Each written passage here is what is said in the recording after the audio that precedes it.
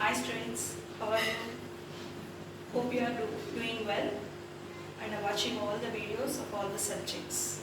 Okay, did you completed the previous worksheet dealing with this topic digestive system? Yes, you have done, I think. Okay, already we learned in the previous topics about the digestive system, and today our topic is about the human respiratory system. So all the systems are very important for our functioning of the body. Every system is very important. Like every part is very important for a vehicle to function, to work. So if any one of the parts is not working in any machine, the machine will be out of order. So in the same way, all the systems in our body should work together. Then only we can have a healthy life, and our body is having a good functioning of our body.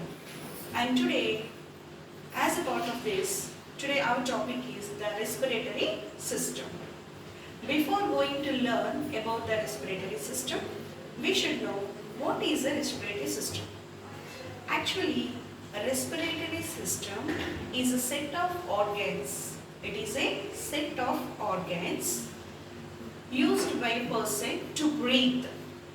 Helps a person to breathe and exchange of oxygen and carbon dioxide throughout the body. What is the definition of respiratory system?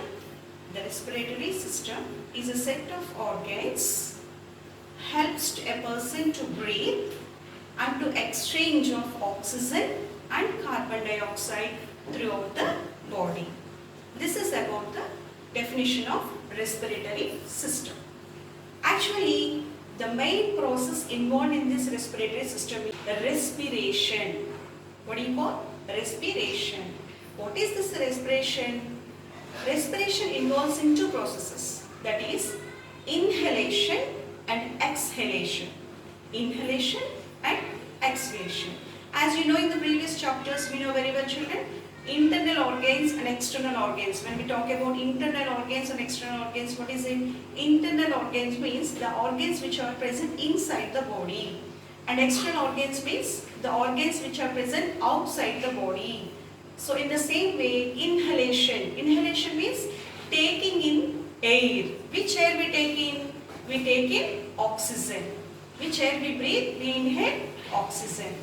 The process of taking in oxygen is called inhalation, and the process of leaving out carbon dioxide is called exhalation. So both the process of inhalation and exhalation is together called as respiration.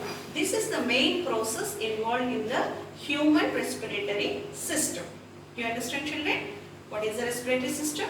What is respiration? And what are the two processes involved in the respiration? So let us learn in detail about the human respiratory system. Students, today we are going to learn about the human respiratory system. The human respiratory system.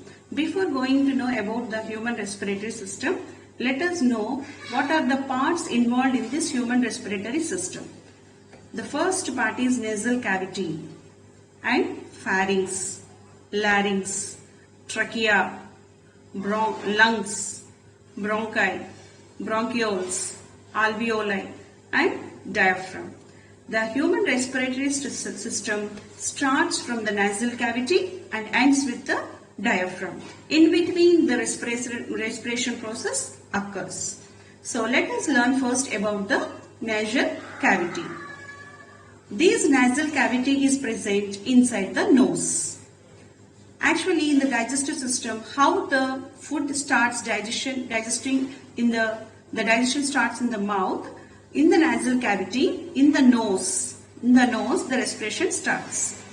This nasal cavity is present inside the nose. The air from the nose, we take in air. In this nasal cavity, we are having a mucous membrane and hair.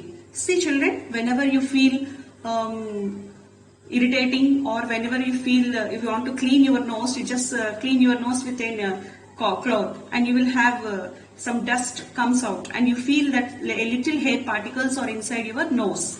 That is what in this nasal cavity you are having a small hair particles and mucous membrane. What is this mucous membrane will do? It produces the mucus. What is the use of this mucus? This mucus helps the keep the nose moisture. If your nose is dried up, it is very difficult for you to breathe. So to makes you feel comfort, it always keeps the moisture. This mucous membrane keeps the nose moisture. Okay, when the air enters, actually this is not filtered air. So this air contains many dust particles and harmful chemicals, pollutants. So when this air is inhaled through the nose, this nasal cavity filters the dust particles with the help of this mucus and the hair. And then it sends their air to the next part. It is called pharynx. Pharynx is located in between the nasal cavity and larynx. Pharynx is actually this pharynx belongs to two digestive systems, respiratory system and digestive system. Why? Because this pharynx, when the food enters from the mouth, it helps to enter into the food pipe, and at the same time the air enters from the nose is also entered into the pharynx, and this pharynx helps in projecting speech.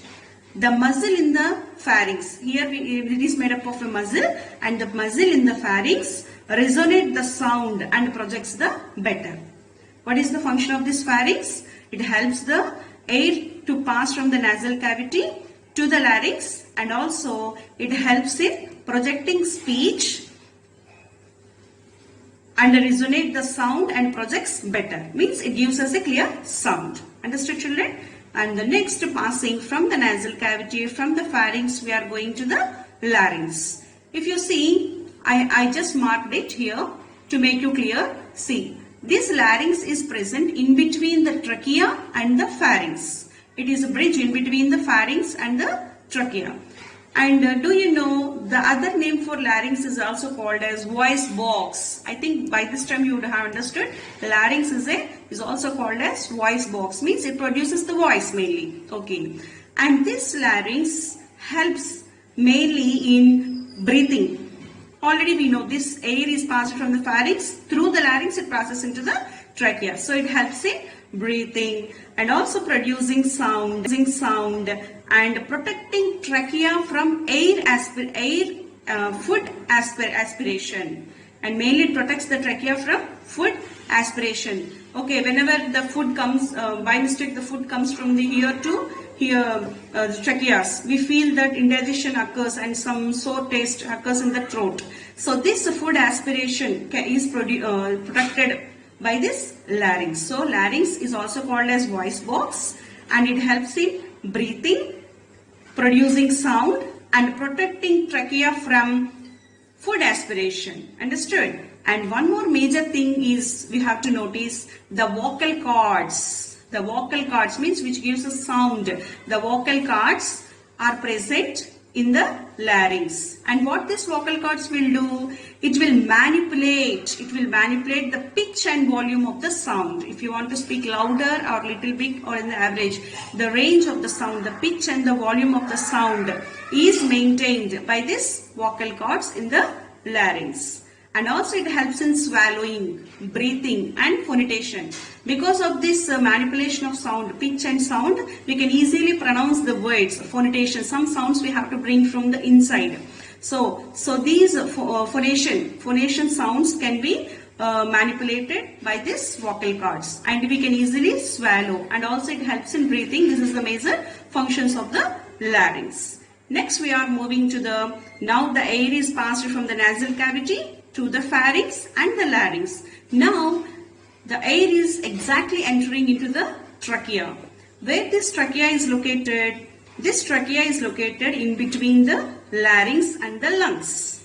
Okay, and the other name for trachea is windpipe. Okay, what is the other name for trachea? It is a windpipe. The trachea is also called as windpipe. Actually, the length of this windpipe is 4 inches. What is the length of this windpipe? 4 inches. It helps in oxygen. That is what we are doing now. First onwards, from the nasal cavity, pharynx, larynx, the air is entered into the trachea, that is windpipe. The oxygen is entered into the windpipe.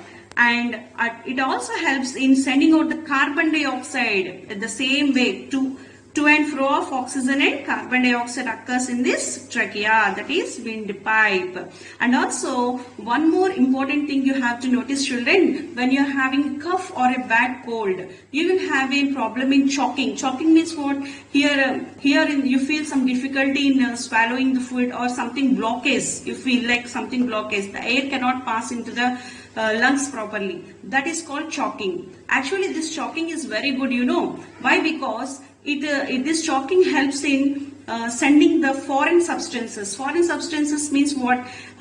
Like pollutants or some occurred from air pollution, or any dust particles or viruses, or any heavy particles which are dislodged, which are dislodged by the trachea. And what happens here? The choking, what happened? The trachea sends this mucus outside from the mouth. Or see, we feel like vomiting and we vomit, or when we cough severely, when we cough, the mucus comes out. So that is called choking, the blockage of this. So the extra foreign substances which are entered even from after filtering from the nasal cavity and pass it from the pharynx and pass it from the larynx and enter to the trachea. Here also the second stage of filtration occurs. The foreign substances are blocked here and sent outside in the form of choking. When we undergo choking, what happens? This blockage is cleared here.